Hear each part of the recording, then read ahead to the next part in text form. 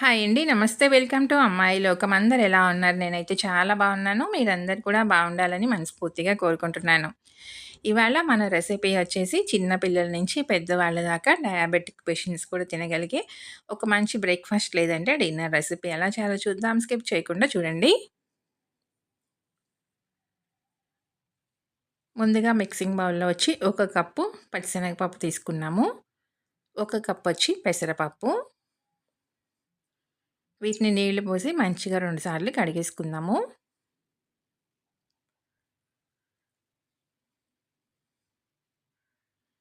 తర్వాత సరిపడినన్ని నీళ్లు పోసుకొని, దీనిలో ఒక 4 ఎండుమిర్చి వేసుకుందామండి. వేసి మూత పెట్టేసి ఒక గంట పాటు పక్కన పెట్టుకుందాం. పప్పులు చక్కగా నానిపోతాయి.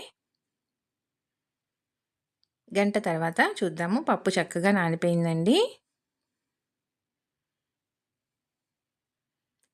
ఇప్పుడు దీన్ని మనం మిక్సీ జార్‌లోకి మార్చుకుందాం. ముందుగా ఎండుమిరపకాయలు, తర్వాత పప్పు వేసేసి, దీనిలో ఏమి వేయకుండా పప్పొచ్చి పల్స్ మోడ్‌లో కొంచెం బరకగా, మరీ ఎక్కువ పలుకుగా కాదండి, కొంచెం పలుకుగా ఉండే విధంగా గ్రైండ్ చేసుకొచ్చుకుందాము.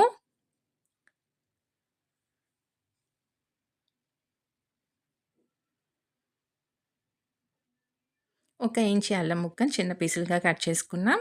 దాన్ని వేసుకుందాము. 2 వెల్లుల్లి రెబ్బలు, కొంచెం కరివేపాకు వేసేసి గ్రైండ్ చేసుకుందామండి. నీళ్ళేమి అస్సలు వేయొద్దు.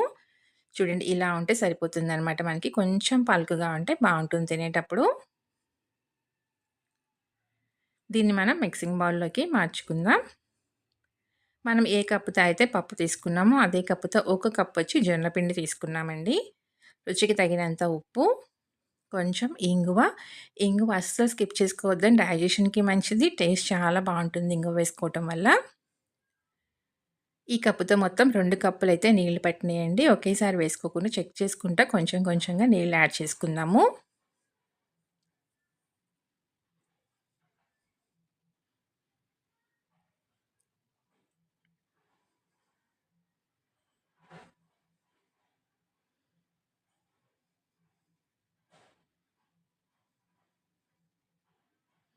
మనం ఒక కప్పు పచ్చిశనగపప్పు తీసుకున్నామండి. ఒక కప్ వచ్చి పెసరపప్పు. దానికి ఒక కప్పు జొన్నపిండి వేసుకున్నాము. కరెక్ట్‌గా సరిపోతుందండి రేషియో. మీరు ఏదైనా కానీ ఒక మెజర్‌మెంట్ పెట్టుకొని దాన్ని అలానే ఫాలో చేసుకోండి. పిండి మొత్తం మనకి కన్సిస్టెన్సీ కరెక్ట్‌గా ఉందండి. ఒక పెద్ద ఉల్లిపాయని సన్నగా తరిగి పెట్టుకున్నాం. దాన్ని వేసేసుకుందాము. ఒక పచ్చిమిర్చిని సన్నగా తరిగి వేసేసుకున్నాము. సన్నగా తరిగిన కొత్తిమీర కొంచెం, ఒక టీ స్పూన్ జీలకర్ర, కొంచెం పసుపు వేసేసి మొత్తం మంచిగా కలుపుకుందామండి.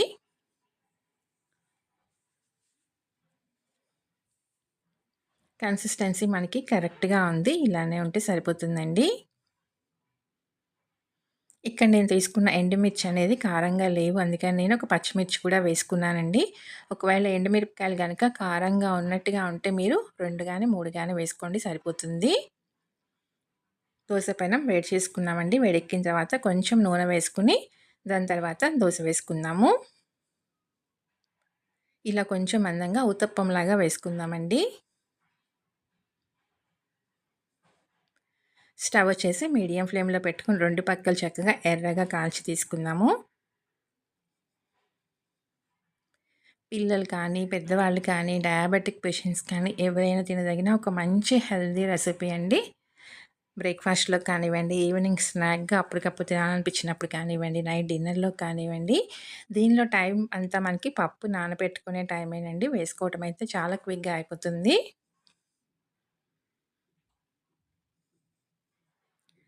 చూసారు కదా! 2 పక్కలు చక్కగా వేగిపోయిందనమాట. తీసేసుకుందాము. మీకు నచ్చిన చట్నీతో సర్వ్ చేసుకోవచ్చండి. టేస్ట్ చాలా బావుంటుంది. తప్పకుండా మీరు ట్రై చేసి చూడండి. మీకెలా వచ్చిందో కూడా నాకు తప్పనిసరిగా కామెంట్ చేయండి.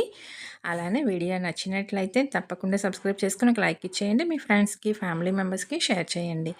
ఒకటి ఓపెన్ చేసి చూద్దాము. చూసారు కదా ఎంత సాఫ్ట్‌గా ఉందో. టేస్ట్ అయితే చాలా అంటే చాలా బావుంటుంది. తప్పకుండా ట్రై చేసి చూడండి. ఈరోజు రెసిపీ అయితే ఇంతేనండి. రేపు ఇంకొక రెసిపీతో మీ ముందుకొచ్చేస్తాను. Thank you for watching.